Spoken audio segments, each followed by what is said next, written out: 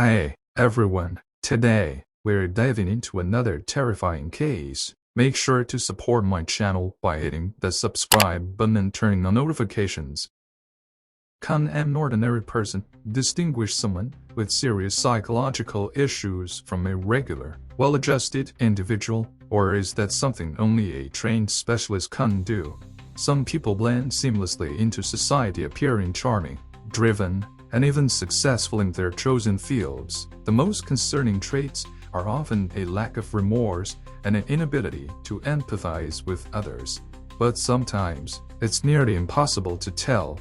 Are we looking at a charismatic go-getter who climbed the career ladder through sheer determination, or a calculating manipulator capable of ruthless actions without a second thought? The case of Maria Marta Arias shook Argentina with its shocking brutality and the apparent lack of a clear motive. Her husband carried out an act of extreme aggression, turning it into something that resembled a disturbing performance. At first glance, his behavior seemed completely irrational, considering what he did and how he acted throughout the day. However, psychiatric experts had a different opinion. They concluded that the crime was premeditated and that his erratic behavior was nothing more than an act. But was that really the case? Let's take a closer look at this unsettling story. Maria Marta Arias was born on July 14, 1984, in the small town of La Benda, located in Argentina's Santiago del Estero province. She was the youngest of three siblings in the family of Maria Helga Alonso and Jose Arias. Her father passed away when she was still very young, so she only knew him through family stories and old photographs. Her mother never remarried, dedicating herself entirely to raising her children. Maria Marta grew up with her two older brothers, Juan and Claudio, who were always protective of her. She was an excellent student, humble, well-behaved, and endlessly kind. She had a deep love for animals, dreamed of earning a higher education, and had a natural talent for learning foreign languages. Because of this, Maria Helga enrolled her in English courses at a local university, where she quickly became the top student in her group. As a teenager, Maria Marta was diagnosed with an autoimmune disease known as lupus. She required constant and expensive medical treatment to keep the condition under control. A significant portion of the family's budget went toward her therapy, but her loved ones never hesitated to support her in every way possible. As she grew older, Maria Marta blossomed into a true beauty.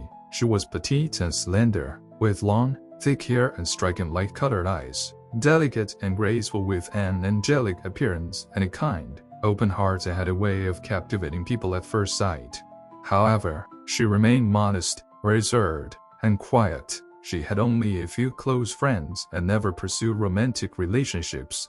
During her English courses at the university, she met a young man named Pablo, and they became friends. However, after her lupus diagnosis, she stopped attending the classes, and their friendship faded over time. They didn't see each other for several years. Now, let's take a moment to talk about Pablo Antonio Amin himself. He was born on April 22, 1983, in La Banda, same town as Maria Marta. Pablo Amin Jr. was the youngest of two children in a wealthy, well-connected family. His parents, Rachiela Beatriz Rodriguez and Pablo Amin's sister, were successful entrepreneurs who owned a chain of thriving stores. Growing up, Pablo and his older sister, Andrea, never knew hardship. Their parents ensured they had everything they could ever want and might even say they were spoiled.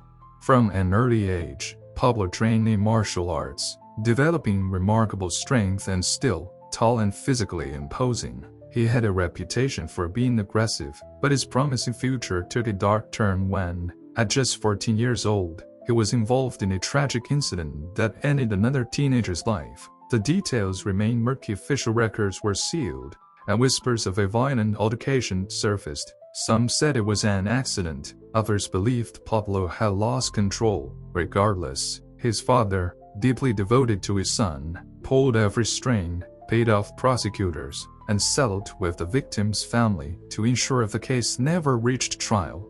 As Andrea grew older, she moved to Cordoba to continue her education. Not long after, Pablo expressed a desire to join her and start an independent life, but independence wasn't as easy as he imagined. He struggled, unable to adjust, and soon returned home. His sister, unsettled by his behavior, confided in their parents that something was wrong, and she was right.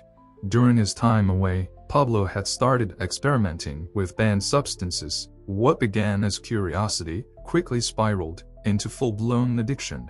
He became volatile, his temper uncontrollable, and his dependence on highly addictive substances consumed him. His parents, desperate to save him, took drastic action. Through sheer determination and considerable financial resources, they secured him a place in an exclusive private rehabilitation center. But it wasn't an easy road. Pablo relapsed multiple times, and his recovery was agonizingly slow. It took nearly 3 years before doctors finally deemed him stable.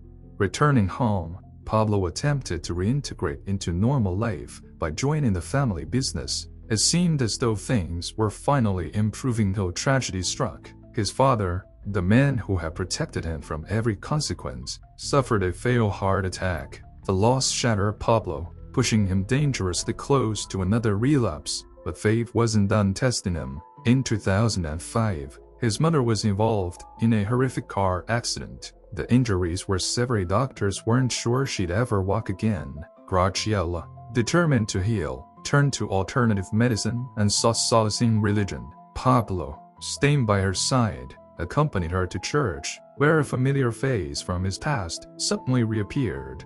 Maria Marta. She was a childhood friend, someone he hadn't seen in years. When their eyes met across the crowded church, nostalgia hit hard, striking up a conversation. They picked up as if no time had passed. They exchanged numbers, and soon, they were talking every day, about everything and nothing. For Pablo, it was more than just rekindling an old friendship was falling for her. Enthusiastically, he told his mother that Maria Marta was the girl of his dreams. But there was one problem: she didn't feel the same way. Despite their deep conversations, Maria Marta consistently turned down his invitations for dinner or outings. She cherished their friendship but made it clear she wasn't interested in anything more. At the time, she was in her 3rd year at the National University of Santiago del Estero, excelling in economics. Smart, ambitious, and stunningly beautiful, Maria Marta was everything Pablo admired but felt unworthy of. While she thrived, he struggled. He had abandoned sports, dismissed higher education, and let his health deteriorate. By the time he turned 20, he was nearly 6'6" and weighed over 330 pounds. Severe acne scarred his skin, and his self-esteem was in shambles. Determined to change, he turned to extreme measures. He began using highly marketed dietary supplements that promised rapid transformation. Over 6 months, he lost more than 90 pounds, and his appearance changed drastically. Finally, Maria Marta agreed to go on a date with him. Seeing his dedication, she was impressed. They met a few more times, and eventually, she accepted his invitation to dinner at his home. At night, he proudly introduced her to his mother as his girlfriend. Their relationship took off quickly. Pablo's family adored Maria Marta, but her own family felt differently. Her mother and brothers immediately sensed something was wrong. They warned her, pleaded with her to reconsider, but she was too deeply infatuated to listen. Meanwhile, Pablo, thrilled by his personal transformation, decided to capitalize on it. He signed a contract with the supplement company, becoming their official representative. Using his own dramatic before and after photos, he aggressively marketed the products, promising miraculous results. Sales skyrocketed, and his personal sales network expanded rapidly, bringing in immense profits. On the surface, everything seemed perfect, but beneath the success, behind the weight loss and the romance, shadows from his past still lurked, waiting for the right moment to resurface. Pablo had always been drawn to success. When he discovered the world of multi-level marketing, it felt like he had found his true calling. He had a natural gift for persuasion, a relentless drive, and an unwavering belief in the products he sold. Soon, he was pulling in friends, family members, and even casual acquaintances, convincing them that the supplements he promoted were nothing short of miraculous. To him, these pills weren't just another product, they were the answer to every health problem under the sun. Among those he influenced was Maria Marta, the woman who would become his greatest supporter and, ultimately, his most tragic victim. She suffered from lupus, a chronic autoimmune disease that required strict medical management, but Pablo, confident in his convictions, urged her to abandon her prescribed medications and place all her faith in the supplements. She trusted him completely, and soon, her life revolved around his regimen. As their belief in the company deepened, so did their commitment to the business. Pablo convinced Maria Marta to sign on as a representative, and together, they became the face of the company in their region.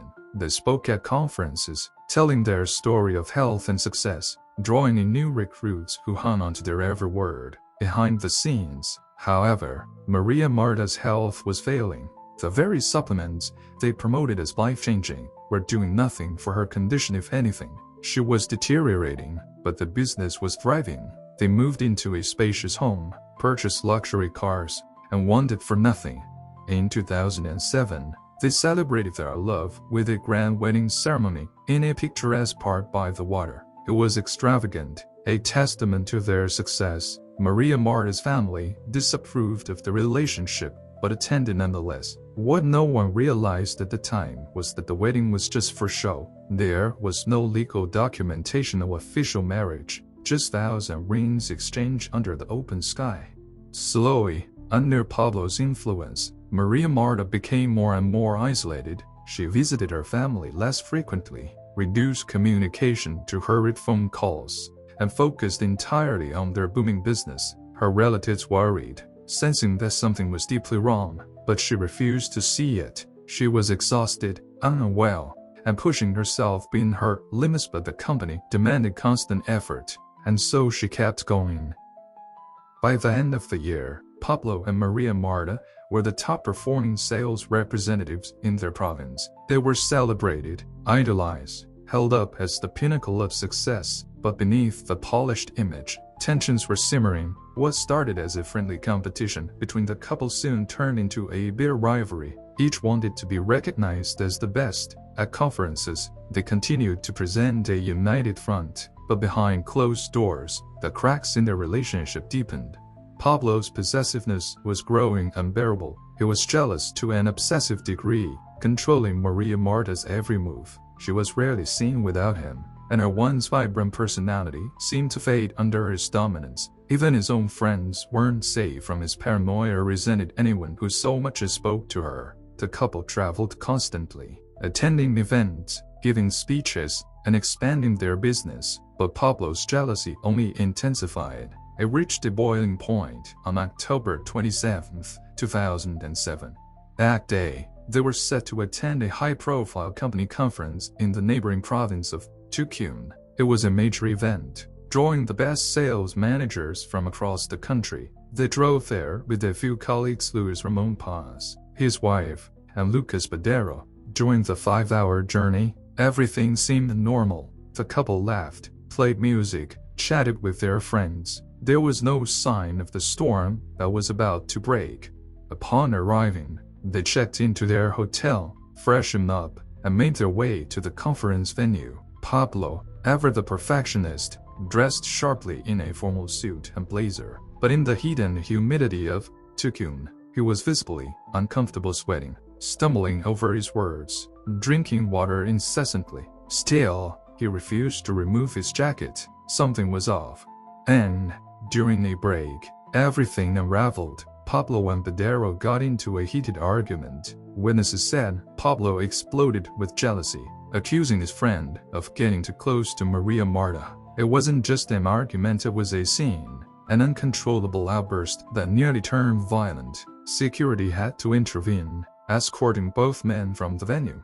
Outside, Maria Marta tried to calm him down, but Pablo was inconsolable. He insisted they leave immediately. They got into their car, drove only a short distance. Then suddenly, without explanation, Pablo pulled over and got out. Maria Marta followed as he stormed off toward the city's main square.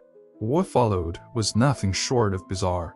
Bystanders later reported seeing Pablo, a tall, broad-shouldered man, practically running through the streets, while Maria Marta, smaller and struggling to keep up, pleaded with him to stop. His face was wild with fear, his eyes darting around, as if unseen forces were closing in on him. He shouted that someone was after him, that they were in danger, that they needed to hide.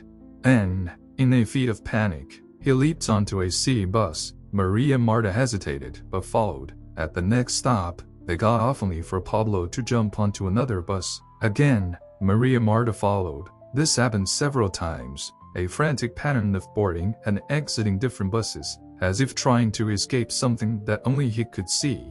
By 5 p.m., they arrived at the city's main cathedral. Pablo stormed inside. Interrupting a religious service, he shouted that he could hear voices, that someone was speaking to him. He shoved past worshippers and demanded to be baptized immediately. The priest, though startled, tried to soothe him, placing a hand on his forehead and offering him a sip of holy water. The surreal moment was captured by a photographer covering a baptism ceremony. A single image forever frowns in time, a man consumed by paranoia and desperation, a priest trying to offer solace, and Maria Marta standing nearby, looking utterly lost. But Pablo wasn't done. He stumbled out of the cathedral, more erratic than before. He changed directions repeatedly, muttered under his breath, and finally did something that no one could explain. He walked up to a police car and, without hesitation, demanded to be arrested. And this was only the beginning. Write something. From the moment officers laid eyes on Pablo, they sensed something was deeply off. His erratic behavior sent up red flags, prompting them to take him to the station for questioning. But what happened next left even the most seasoned officers baffled. As soon as he Saturday down, Pablo launched into an aggressive sales pitch trying to convince the officers to buy his so-called miracle supplements. At first, they laughed it off, but Pablo refused to stop. He grew insistent, his voice rising with manic enthusiasm. And, in a bizarre twist, he lay down on the floor and demanded to be locked up. Instead of arresting him, the authorities made a different cognitive medical evaluation.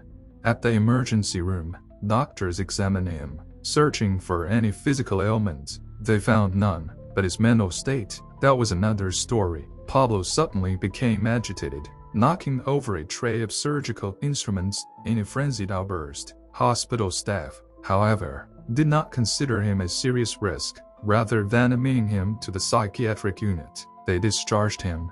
Shortly after, Maria Marta arrived at the hospital to pick up her husband. They left together, returning to their hotel in an uneasy silence. As they made their way through the hotel bar, they exchanged a brief greeting. With a couple of loose, Ramon Paz and his wife were heading to their room on the 5th floor. There, Maria Marta took a shower, hoping to wash away the tension of the day. Pablo, drenched in sweat, stripped off his soaked clothes and lay beside her. Just as Maria Marta's breathing slowed, on the verge of sleep, Pablo suddenly sat up. Something had changed. His demeanor, his energy, everything shifted in an instant. Without a word, he moved on top of her, pressing his knee against her chest, pinning her down, his hands wrapped around her throat with terrifying force. Maria Marta gasped, struggled, but Pablo didn't let go. He pressed down with his full weight. Within seconds, her body jerked violently. Within a minute, she stopped moving altogether. But the horror wasn't over. Pablo reached for a scalpel he had stolen from the hospital earlier. With unnerving precision, he made careful incisions, removing her eyelids. Then, with an almost surgical delicacy, he extracted her eyes, placing them neatly on the pillow beside her lifeless form. He wasn't finished. With slow, deliberate cuts, he carved deep wounds into her body. Then, as if possessed, Pablo grabbed Maria Marta by her hair and dragged her corpse out of the room, down the hotel hallway, down the staircase, 1 floor, 2 floors, all the way to the 1st floor. Blood streaked the steps behind them. It was only when the hotel staff stumbled upon the grotesque scene that someone intervened. Chaos erupted. Screams, shouts, people scrambling to stop him. The authorities were called, and within minutes, emergency responders arrived. Pablo, however, was beyond reason, his massive frame standing close to 6.5 feet tall and weighing over 260 pounds made it nearly impossible to restrain him. He thrashed, lunged, shouted incoherently. No one could physically overpower him. The decision was made. Pablo needed to be sedated and transferred to a high-security psychiatric facility. There, doctors administered heavy doses of medication, finally subduing him, but for Maria Marta, it was far too late. The autopsy report painted a grim picture. Her chest had been crushed, almost all her ribs broken, one puncturing a lung. Deep lacerations marred her body. Yet the official cause of death, mechanical asphyxiation. She had been suffocated to death before the mutilations began. From the outset, authorities suspected that Pablo had lost touch with reality, but had he truly lost control, or was something far more sinister at play? For months, Pablo remained in a high-security psychiatric ward, windows barred, patients closely monitored. At first, he was aggressive and volatile, but then, without warning, he underwent a transformation. He declared he had found faith. He requested a Bible, spent hours in prayer. The act fooled some, but not the experts. In the spring of 2008, a team of forensic specialists reached a chilling conclusion: Pablo had been faking insanity all along. His erratic behavior before the crime, a carefully orchestrated performance, his theft of the scalpel, planned. The ritualistic nature of the crime scene, designed to mislead investigators, and one damning detail sealed the case: the precision with which he removed the eyes. A person suffering a true psychotic break would never have had the steady hands to execute such a controlled, calculated act. Pablo was deemed fully aware of his actions. With this new evidence, he was transferred from the hospital to a regular prison and formally charged with premeditated homicide. Under aggravated circumstances, his trial was nothing short of a spectacle. Under the watch of 10 heavily armed tactical officers, Pablo entered the courtroom, his presence commanding, unnerving. He disrupted the proceedings, mocked witnesses, made obscene gestures. At one point, he even asked the prosecutor for a cigarette. He continued, insisting he had no control over his actions, that he was merely obeying the voices in his head. The only person who stood by him was his mother, Rachiela. She maintained that her son had adored Maria Marta and would never have harmed her if he had been in his right mind, but the court saw through the act. In September 2009, Pablo was found guilty of premeditated homicide with aggravating factors. The prosecution laid bare his true motives: obsessive jealousy, a bitter business rivalry, and a twisted desire to inflict pain on his wife. The verdict: life in prison. But Pablo's story didn't end there. While incarcerated, he managed to attract admirers, women who believed in his innocence. He began a relationship with one such woman. But when that ended, he set his sights on another of his time, the former visitor of his cellmate. Their bond grew quickly. In 2017, they married. A year later, his wife gave birth to their daughter. Inside prison, Pablo reinvented himself. He joined the church choir, learning to play the violin, wrote poetry, penned love songs for his wife. He even attempted to enroll in higher education, though his request was denied. Over time, he began pushing for early release, arguing that he had been rehabilitated. By 2023, the court granted him limited freedom twice a month. He was allowed to leave prison for a few hours to visit his family, yet full parole that remains off the table until at least 2042. For now, Pablo waits, biding his time. But one question lingers in the minds of those who followed his case: can a man capable of such horrors ever truly change? This was today's true story. Our aim is for people to learn from such incidents and strive to improve society. Do let us know your thoughts in the comments. If you liked this story, don't forget to subscribe to the channel. Thank you.